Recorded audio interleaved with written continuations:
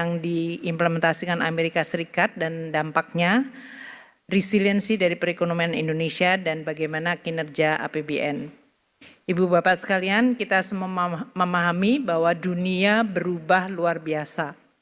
Pasca Perang Dunia Kedua, di mana pada saat itu negara Eropa porak-poranda dan harus dibangun, memunculkan suatu tekad bersama, terutama di negara-negara Barat, untuk memunculkan suatu institusi-institusi global seperti WTO, IMF, World Bank, di dalam rangka untuk mengelola perekonomian dunia agar bisa membangun kembali pasca puing Perang Dunia Kedua. Sekarang ini seluruh institusi global ini menjadi kurang efektif atau bahkan tidak efektif karena shareholder utamanya yaitu G7 terutama Amerika Serikat sendiri yang melahirkan institusi ini sekarang tidak lagi percaya pada institusi yang dibuat sehingga memunculkan suatu sistem yang sifatnya unilateral. Ini rule base yang selama dikenal sejak Perang Dunia Kedua sekarang menjadi tidak pasti. Di sisi lain memunculkan blok-blok baru termasuk BRIC tadi dan juga kebijakan yang semuanya cenderung menjadi dalam situasi tidak pasti intensitas dari persaingan yang sangat runcing setiap negara pasti instingnya adalah menjaga domestiknya. Maka banyak kebijakan ekonomi menjadi inward looking. My country first, American first, China first, Indonesia first dan yang lain-lain. Karena ini memang pada saat external environment tidak bisa diandalkan, maka yang harus dilakukan adalah menjaga kepentingan nasional. Dan ini sudah disampaikan oleh Bapak Presiden, termasuk tadi di dalam pembukaannya penekanan ini bahkan sebelum Donald Trump menyampaikan Trump tarif atau Liberation Days tarif yang disampaikan minggu lalu. Tadinya kita masih berharap adanya supply chain yang berdasarkan perkawanan, makanya waktu itu muncul friendshoring, nearshoring, sekarang bahkan tidak ada definisi yang disebut kawan atau friend lagi. Karena Amerika terhadap Kanada, terhadap Meksiko, negara yang tergabung dalam NAFTA, ini pun juga yang dibidani oleh Amerika Serikat, sekarang ini di-abandon dan menjadi persaingan yang tidak ada lagi definisi kawan atau lawan.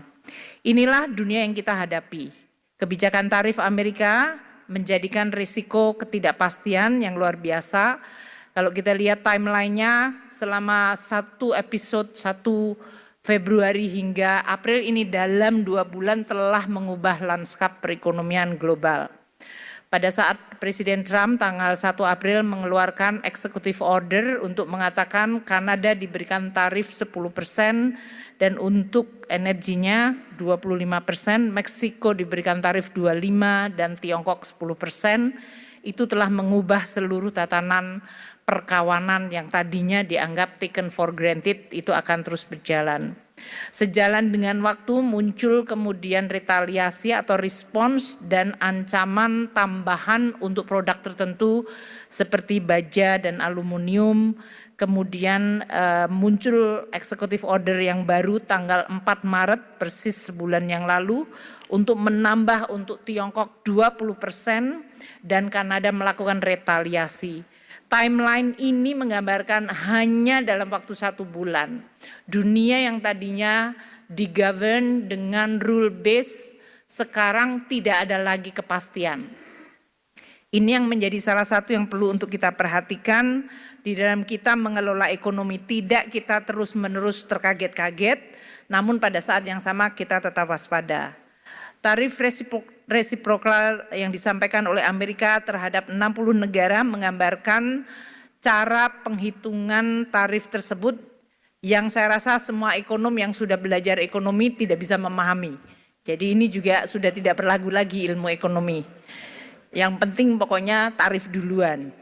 Karena tujuannya adalah menutup defisit. Tidak ada ilmu ekonominya di situ. Menutup defisit itu artinya saya tidak ingin tergantung atau beli kepada orang lain lebih banyak dari apa yang saya bisa jual kepada orang lain.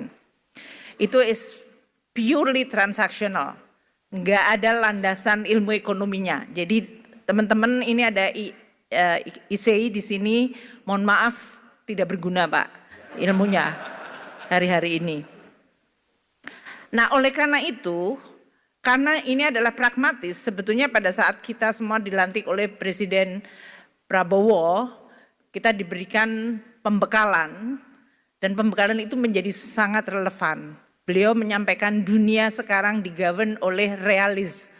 Jadi pragmatik dan realism rather than theoretical ideology yang selama ini menggovern dunia semenjak Perang Dunia Kedua.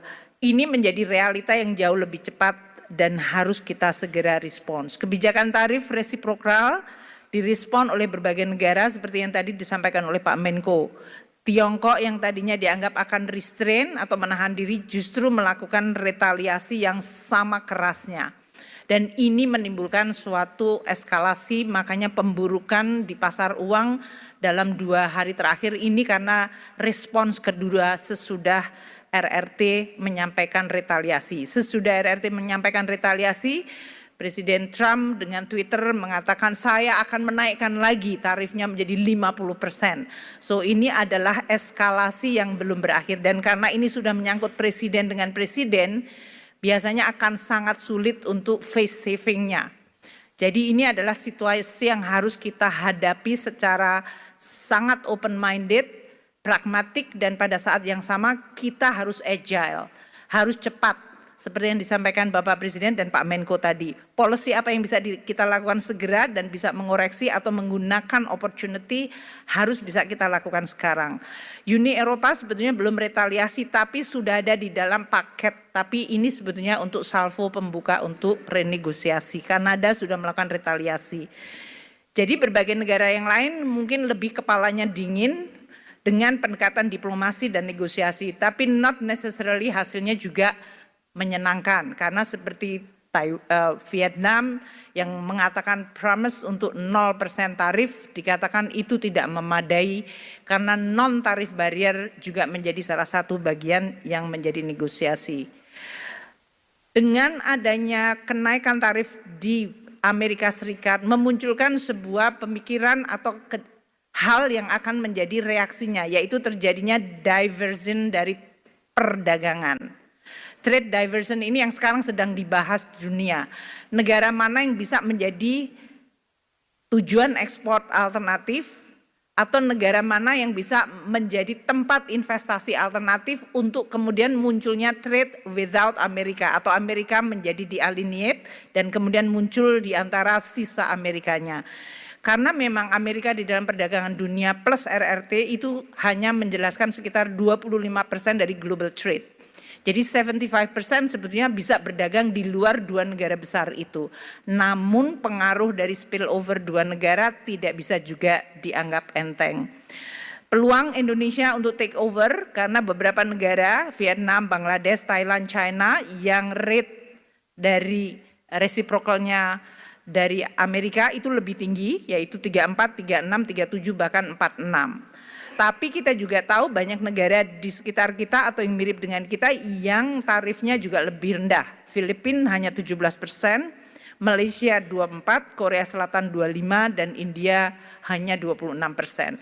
Jadi di dalam tabel ini kita bisa menggambarkan komoditas apa yang potensi kita akan bisa menjadi pemasok baru atau kita akan dikalahkan oleh yang tadi tarifnya lebih rendah. Ini yang menggambarkan betapa pentingnya situasi seperti ini, saresahan ekonomi. Bapak Presiden ingin kemudian bertemu dengan semua stakeholder karena ini adalah perang bersama.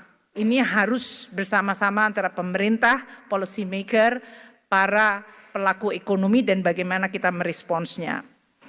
Investor portfolio merespons negatif kebijakan RRT. Kita semuanya hari ini adalah hari pertama pembukaan bursa dan kita sudah melihat Indonesia tadi sesi yang kedua di bawah 8%, 7,7. Kalau kita lihat banyak negara yang indeks harga sahamnya pada tanggal 8 April dibanding 2 April banyak yang koreksinya sangat dalam hingga 14%. Bahkan tadi yang Pak Menko menyampaikan beberapa bisa mencapai di atas 25%. Nilai tukar kita, Pak Gubernur Bank Indonesia sudah menyampaikan juga beberapa langkah bahkan sebelum pembukaan hari ini, dan alhamdulillah kita sekarang sudah bisa turun di bawah 17. Namun dinamika ini seperti harga saham, nilai tukar maupun dalam hal ini obligasi surat berharga itu seperti kita itu seperti shock absorber. Karena shocknya terjadi, ini adalah bentuk respons yang mungkin harus terbiasa kita lihat. Namun tidak berarti kita kemudian shifting attention-nya dari fondasi yang tetap harus dijaga. Tekanan di pasar keuangan yang tinggi terakhir ini sebetulnya bukan hal yang baru. US Treasury baik yang 2 tahun maupun 10 tahun agak melemah karena dia dianggap safe haven, tapi dolar indeksnya juga melemah. Jadi kepercayaan 100% terhadap dolar juga mulai menurun. Sementara fixed index yaitu volatility juga meningkat, tapi kalau kita bandingkan pada saat COVID, kenaikannya sebetulnya masih relatively manageable. Tapi ini menggambarkan suasananya, alarmnya mulai berbunyi, jadi kita harus juga tetap hati-hati tanpa panik. JP Morgan, Goldman Sachs, semuanya mengatakan bahwa Amerika kemungkinan masuk ke resesi, probabilitasnya sekarang naik ke 60%, dari tadinya di bawah 50%. Dengan outlook seperti itu, tidak heran maka commodity price menurun, karena nanti demand turun kalau terjadi resesi. Kita lihat harga komoditas mengalami koreksi, harga minyak terutama yang kita lihat sekarang ada di level 64-65. APBN kita menggunakan asumsi $80, jadi ini berarti nanti subsidi lebih rendah.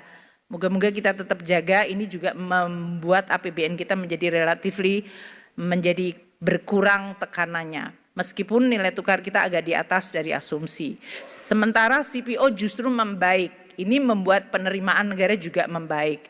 Copper juga masih relatif bagus. Nikel mengalami penurunan dan coal kita masih agak struggle, bahkan sekarang sudah di bawah 100. Aktivitas manufacturing sampai hari ini masih diekspansi tapi tipis di 50,3. Tadi telah disampaikan Pak Menko, Indonesia masih di atas 52. Berarti kita masih ekspansif. Kemarin kita sempat turun tapi kemudian kita naik secara cepat sekali. Ini menggambarkan cukup resilience dari sektor manufaktur di Indonesia. Ekspor Indonesia untuk pertanian dalam hal ini pertumbuhan year on year-nya 52%, untuk manufaktur 29%. Itu menggambarkan bahwa sebelum tarif Trump kita cukup baik, dan oleh karena itu neraca perdagangan kita tetap terjaga surplus. Kalau kita lihat dari sisi neraca perdagangan ini, Amerika adalah the second largest. Tapi antara yang the first largest yaitu China, Amerika itu di 23 billion. Dan ini tidak banyak berbeda dengan destinasi lainnya. Kalau lihat dari tabel ini, Indonesia punya banyak alternatif sebetulnya. Dalam artian seperti yang dikatakan oleh Pak Menko tadi, bahwa destinasi ekspor kita masih bisa kita diversify.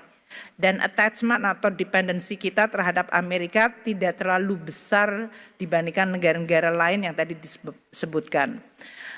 Nah, Presiden Prabowo telah menyampaikan bahwa menteri-menteri ekonomi yang sekarang harus menghadapi kondisi perang ekonomi ini, kita di dalam front line-nya harus berinisiatif untuk melakukan reform dan deregulasi. Karena kejadian shock seperti ini bukan pertama kali di dalam sejarah kita. Kita pernah mengalami pada tahun 80-an, waktu itu shock minyak dan perang. Kita juga menghadapi kondisi global economic shock tahun 2008-2009, 97-98 kita menghadapi krisis ekonomi. Belajar dari semua shock ini, pada saat terjadinya shock justru ini menjadi opportunity untuk mereform dan melakukan deregulasi.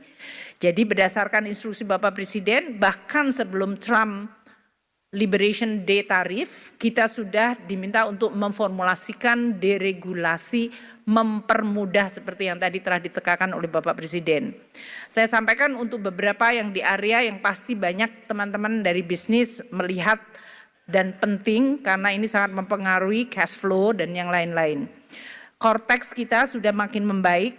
Ini akan mempercepat proses pemeriksaan, proses keberatan, dan termasuk validasi dari instansi melalui layanan. Ini membuat nanti dokumentasi menjadi lebih mudah, sehingga segala proses termasuk restitusi menjadi jauh lebih cepat. karena ini termasuk salah satu yang menjadi potensial dari komplain yang muncul dari USTR terhadap Indonesia. Pemeriksaan pajak akan diperpendek 50% waktunya dari 12 bulan menjadi 6 bulan. Dan untuk pemeriksaan wajib pajak yang sifatnya grup untuk transfer pricing yang selama ini membutuhkan 2 tahun sekarang hanya menjadi 10 bulan. Untuk restitusi kami melakukan secara jauh lebih cepat. Untuk yang orang pribadi di bawah 100 juta sama sekali tidak ada pemeriksaan. Untuk yang lainnya dengan adanya Cortex kita jauh bisa melakukan pengembalian lebih bayar PPN secara otomatis. Ini akan sangat mempengaruhi banget dari sisi cash flow dari perusahaan. Kita juga penetapan nilai pabean dan ini juga termasuk yang dikomplain oleh pelaku usaha, termasuk yang dari Amerika. Kita akan menggunakan rentang harga yang berbasis bukti yang valid. Jadi ini lebih memberikan kepastian. Penghapusan kuota import dan peraturan teknis ini disampaikan oleh Bapak Presiden. Ini akan sangat membantu karena kuota itu tidak memberikan penerimaan negara, menambah beban transaksi dan menimbulkan ketidaktransparan. Kalau ini dihapus akan sangat menentukan banget perbaikan dari sisi import ekspor Indonesia. Penyediaan perizinan dan tata niaga import akan disederhanakan berbasiskan IT dan data. Juga pergeseran dari pengawasan border menjadi post border dengan national logistic ecosystem di mana semua transaksi logistik ada di dalam digital teknologi, maka ini akan menurunkan waktu dan biaya logistik. Saat ini 53 pelabuhan dan 7 bandaran sudah terkonek dengan NLI.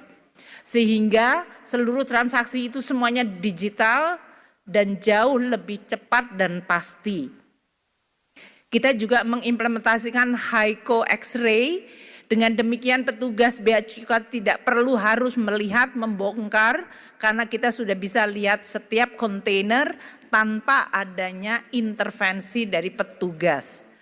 Kita juga akan melakukan harmonisasi kebijakan dan administrasi perpajakan dan kepabeanan untuk aktivitas impor dan ekspor. Sehingga antara policy di hulu hingga ke hilir akan lebih sinergi. Ini untuk memudahkan berbagai transaksi restitusi, perbaikan proses kerja dan fasilitas impor. Kami juga telah mendapatkan feedback dalam situasi seperti ini mungkin ada perusahaan merger, akuisisi itu perlu untuk lebih cepat dan biasanya ini terhalangi oleh policy karena adanya implikasi perpajakan. Kami sangat terbuka untuk membuka dan melihat aspek perpajakan agar perusahaan-perusahaan yang perlu melakukan merger, akuisisi itu jauh bisa lebih agile karena situasi memang mengharuskan begitu. Beberapa fiscal measure ini kalau dihitung berdasarkan imputed tarif adalah sebagai berikut. Kalau perbaikan administrasi perpajakan dan kepabeanan dari mulai pemeriksaan pajak, restitusi pajak, perizinan, ini ekuivalen mengurangi tarif hingga 2% sendiri. Jadi ini adalah reform yang bisa kita lakukan di pajak bea cukai hanya dari sisi administratif penyederhanaan akan mengurangi beban. Jadi kalau tadi dunia usaha akan kena 32%, ini bisa dengan berbagai reform 2% lebih rendah.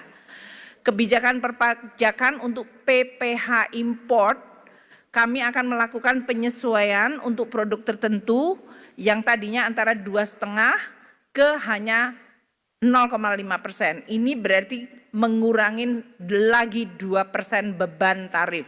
Jadi anything yang bisa mengurangi tarif karena sudah adanya beban tarif selama belum turun dari Amerika kita akan coba lakukan. Penyesuaian tarif biaya masuk produk import yang antara 5 hingga 10% menjadi 0 sampai 5% ini berarti mengurangi lagi 5% beban tarif. Ini untuk produk-produk yang berasal dari Amerika Serikat yang masuk dalam most favored nation. Untuk tarif beasiswa, karena kita sering ngasih beasiswa, mohon maaf. Bea keluar untuk CPO kita juga akan lakukan adjustment, ini juga ekuivalen mengurangi beban hingga 5%. Dan trade remedies, ini termasuk Menteri Perdagangan, Pak Menko Perekonomian semua minta agar bea masuk anti dumping, imbalan safeguard bisa dilakukan dan dipercepat hanya dalam waktu 15 hari. Itu akan kita lakukan bersama dengan KL yang lain. Jadi kami akan terus melakukan reform terutama di bidang pajak, bea dan cukai dan prosedur supaya ini betul-betul mengurangi beban sesuai dengan penekanan Bapak Presiden. Ini adalah waktu yang tepat untuk deregulasi dan reform yang lebih ambisius. Banyak dari teman-teman usaha media menyoroti mengenai APBN kita. APBN memang selama ini menjadi salah satu anchor yang terus-menerus kita sampaikan secara transparan. Postur dari APBN kita sampai dengan akhir Maret itu sekarang sudah dalam situasi membaik. Kemarin headline seolah-olah mengatakan penerimaan pajak mengalami kontraksi dan lain-lain. Kenapa kami kemarin menunda melakukan press conference? Karena memang datanya masih sangat liquid, masih dinamis. Karena adanya Cortex, di sisi lain adanya penerapan TER dan juga adanya beberapa perusahaan wajib pajak besar yang melakukan restitusi itu one off. Sehingga tidak ingin menciptakan kepanikan market, kami melakukan presentasi. Kalau kita lihat pada bulan Maret, penerimaan pajak bruto kita sudah turn around. Yang tadinya growth-nya minus 13 bulan Januari, Februari minus 4, ini sekarang sudah positif 9,1. Turning around itu kelihatan sudah mulai baik. Samir sekarang kami hanya ingin menyampaikan bahwa memang dalam 4 tahun terakhir kita lihat pola dari penerimaan pajak dan kita lihat rata-rata Desember, Januari, Februari, Maret itu tahun ini 2025 di 179,7. Lebih baik dari tahun lalu yang 174, lebih baik dari tahun 2023 waktu itu boom komoditi di 167 dan di tahun 2022 tentu itu pasca Covid yaitu 146. Jadi saya ingin memberikan keyakinan bahwa penerimaan pajak masih on track. Karena dalam sebulan terakhir ini dibuat headline untuk membuat seolah-olah APBN tidak sustainable, APBN tidak prudent dan ini akan menjadi berantakan. Tidak. Presiden memang punya banyak program tapi itu semuanya didesain dalam APBN yang tetap prudent dan sustainable. Jadi ini yang menjadi anchor bagi kita untuk menyampaikan bahwa jangan kita semua menambah keresahan yang tidak perlu untuk hal-hal yang sebetulnya fundamentally masih baik. Saya juga minta untuk para pengamat, para IC dan yang lain-lain untuk juga membantu. Untuk sisi belanja pemerintah, kita masih on track. Meskipun banyak program besar yang Bapak Presiden telah sampaikan, kita tetap memantau secara detail. Belanja KL 196 triliun sudah kita lakukan, 16,9. Belanja non-KL itu termasuk subsidi pensiun, ada 217. Kalau kita lihat prosentase dari belanja kita tidak banyak berbeda. Tahun lalu karena pemilu kita melakukan front loading untuk persiapan pemilu memang persentase belanja adalah di 17,3. Tapi sebelum pemilu year 15,5, tahun ini 15,3. Jadi masih comparable. Masih cukup baik. Untuk pensiun tetap kita bayar, kemarin ada kenaikan pensiun plus THR, kita tetap meningkatkan belanja yaitu tumbuhnya 4%, tahun lalu karena ada kenaikan yang cukup tinggi. Subsidi tadi yang Bapak Presiden menyampaikan subsidi pupuk, coba bayangkan, kita di 2025 sampai dengan Maret sudah mengeluarkan 1,7 juta ton. Dan ini dilakukan secara tepat waktu dan tadi sesuai dengan instruksi Bapak Presiden simplifikasi yang menjelaskan bagaimana kita bisa mensecure panen yang baik. Karena pupuknya datang pada saat memang dia tanam. Tahun-tahun sebelumnya pupuknya datang, ada anggarannya tapi datangnya terlambat dan hilang. Jadi ini matters a lot. Reform itu sangat-sangat memberikan pengaruh yang luar biasa besar terhadap perbaikan apa yang ada di dalam pelaksanaan. Beberapa dari subsidi BBM, LPG 3 kilo, subsidi listrik, semuanya dari sisi volume mengalami kenaikan. Ini artinya APBN bekerja untuk melindungi masyarakat agar mereka yang bebannya terasa dalam situasi saat ini mereka mendapatkan perlindungan dari APBN. Belanja pemerintah ke daerah, transfer juga dalam hal ini tetap terjaga dan on track. Ini bahkan yang oleh Bapak Presiden menyampaikan, kalau kita sekarang membelanjakan hampir sepertiga belanja kita ke pemerintah daerah, sudah seharusnya kita melihat setiap rupiah itu harus benar-benar bermanfaat untuk masyarakat. Dari mulai dana desa, dana bagi hasil, dana alokasi umum, dana alokasi khusus, baik itu yang fisik maupun non-fisik. Jadi semua angka di APBN memang dilihat secara lebih teliti. Itu barangkali yang membuat banyak yang tidak comfortable. Tapi ini tujuannya adalah untuk supaya meyakinkan bahwa setiap rupiah bekerja untuk bisa dinikmati oleh masyarakat secara langsung. Pembiayaan APBN, karena banyak yang mengatakan apakah APBN akan defisit dan defisitnya nanti akan berapa. APBN didesain dengan defisit 2,53%. Ini sesuai dengan Undang-Undang APBN yang sudah disetujui oleh DPR, yaitu Undang-Undang 62 tahun 2024. 2,53% itu artinya defisit 616 triliun. Sampai dengan sekarang defisit dan pembiayaan kita bisa issue 250, untuk surat berharga negara kita 282. Memang terjadi kenaikan karena kita melakukan front loading, mengantisipasi bahwa Pak Trump akan membuat banyak disruption. Jadi kalau kita melakukan front loading bukan karena kita nggak punya duit, karena kita memang strategi dari issuance kita untuk mengantisipasi ketidakpastian yang pasti akan membuat kenaikan. Jadi dalam hal ini kami ingin menyampaikan bahwa kita akan tetap menjaga APBN dan terutama utang dan juga defisit kita secara tetap prudent, transparan, hati-hati. Dan ini yang menyebabkan tadi disampaikan oleh Pak Menko, rating kita tetap terjaga, stable, bahkan outlook-nya pun tetap stable. APBN adalah instrumen untuk membiayai banyak program-program penting. Ketahanan pangan yang Bapak Presiden telah sampaikan tadi. Kita telah memberikan subsidi pupuk 1,3 juta ton di the first 3 months. Ketahanan energi, subsidi BBM, subsidi listrik, makanan bergizi sudah 2,6 juta penerima. Mungkin nanti kita update selalu setiap bulan untuk menyampaikan berapa yang sudah dan nanti Pak Dadan juga bisa menyampaikan. Program-program pendidikan tetap kita jaga. Presiden meminta agar ini tetap dijaga. Bahkan ada inisiatif-inisiatif baru, itu semuanya dibiayai di dalam amplop APBN yang ada. Jadi jangan khawatir tidak jebol APBN-nya. Banyak yang mengatakan apakah APBN-nya jebol? Tidak. Program-program Bapak Presiden ada di dalam ruang APBN yang ada. Program kesehatan termasuk pemeriksaan kesehatan gratis itu sudah dianggarkan di dalam APBN.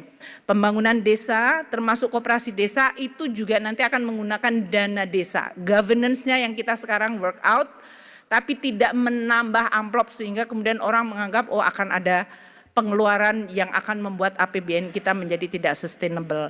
Pertahanan semesta baik untuk alutsista dan juga industri pertahanan dalam negeri itu semuanya ada di dalam APBN kita. Dan Danantara yang di-establish termasuk penggunaan dividen itu sudah kita perhitungkan. Jadi kami ingin menyampaikan bahwa APBN tetap terjaga sebagai anchor confidence karena ini penting sekali. Dan antara dalam hal ini kami dengan Pak Rosan dan Menteri BUMN akan terus bekerja bersama. Seperti yang disampaikan oleh Bapak Presiden, ya harus dikelola secara prudent, transparan karena ini adalah harta untuk anak cucu kita. Kita akan mendesain dengan tata kelola di mana whistleblower ada, oversight cukup kuat, dan penekanan untuk tidak ada konflik kepentingan dan bebas korupsi. Untuk program-program yang sudah diidentifikasi tetap akan dilihat secara profesional sehingga tujuan yang baik dilaksanakan dengan baik dan dapat dikelola dengan amanah dan accountable. Itu yang tentu akan memberikan assurance. Bersamaan nanti kita akan bersama-sama dengan teman-teman BUMN dan Danantara untuk terus menyampaikan kepada para investor yang masih menanyakan karena Danantara dan APBN termasuk dua hal yang terus dipertanyakan. Tapi saya ingin menyampaikan bahwa kami bertanggung jawab untuk menjaga kepercayaan Presiden, mission yang diberikan oleh Presiden, tapi juga kepercayaan dari market dan masyarakat. Karena itu semuanya adalah sama, tujuannya baik, dan oleh karena itu kita akan kelola dengan baik. Demikian yang bisa kami sampaikan, semoga bisa memberikan kejelasan dan juga memberikan juga ketenangan bagi masyarakat dan seluruh pelaku ekonomi. Makasih. Wassalamualaikum warahmatullahi wabarakatuh.